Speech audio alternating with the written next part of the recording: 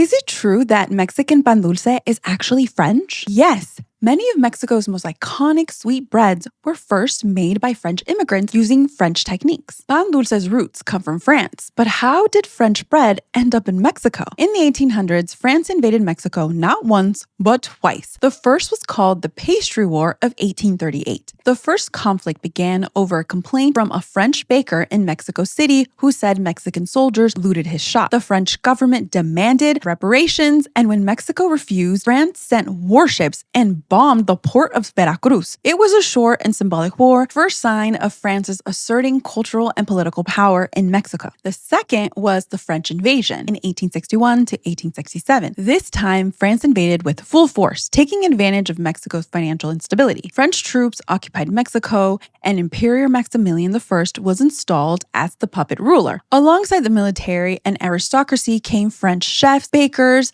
and their pastry tradition, introducing breads like brioche, croissants, palmers, and other French delicacies. This process continued until the Porfiriato. President Porfirio Diaz openly embraced French culture. More French immigrants arrived, and the influence of Mexican baking deepened. That's when pan dulce truly took off. Conchas, with their soft brioche-style dough and sugar shell toppings, were modeled after French bread. Cuernitos came from croissants. Orejas were based on palmers. These weren't just inspired by French pastries, they were French pastries adopted in Mexico by French bakers and their students. And Mexico isn't the only place this happened. Japan has its own version of the conchas, a melon pan. It uses the same concept, a soft, fluffy bun topped with a sweet cookie crust, but with its own twisted name. So while pan dulce is now seen as a symbol of Mexican identity, its foundations were built by French bakers who lived and worked in Mexico. Did you grow up eating pan dulce, and which one is your favorite? And did you know it's actually French?